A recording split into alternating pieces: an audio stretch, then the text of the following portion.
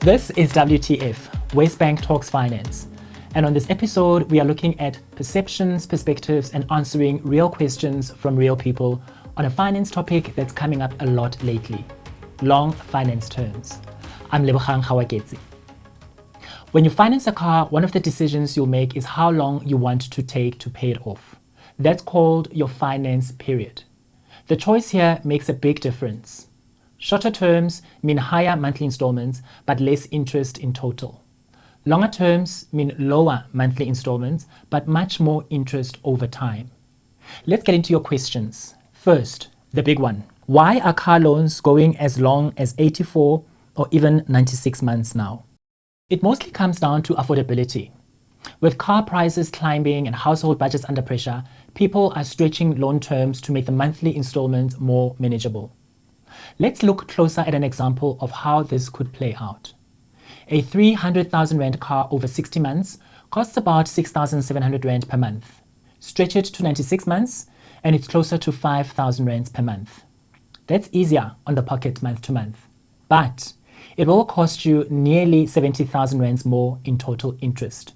And by the end of that longer term, the car will have depreciated a lot more. Here's a question about how this affects trading in early.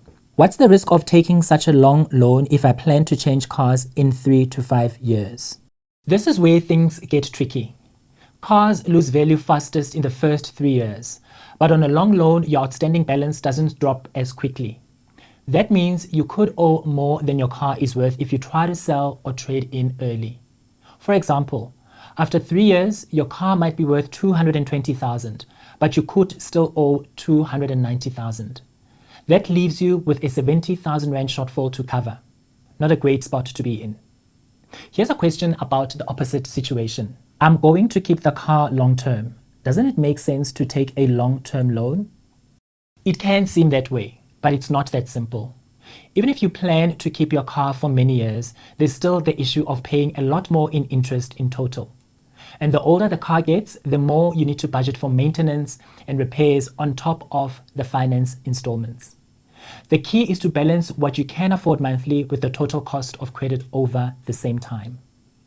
Here's another question that highlights a point to bear in mind about the long-term effect.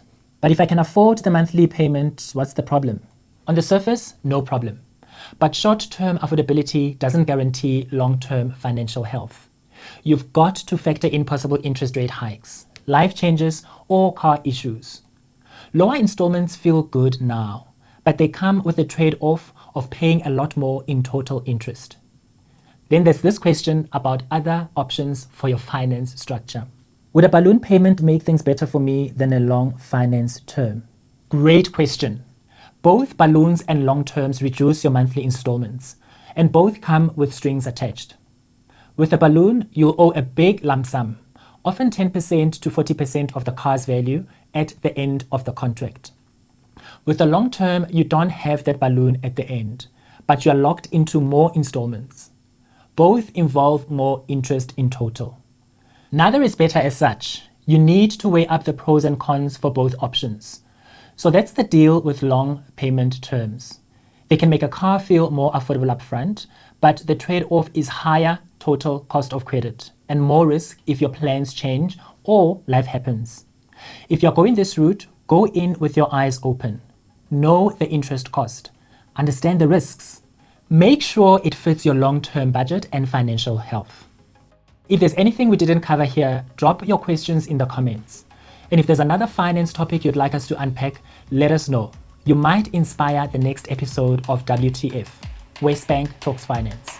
Thanks for listening.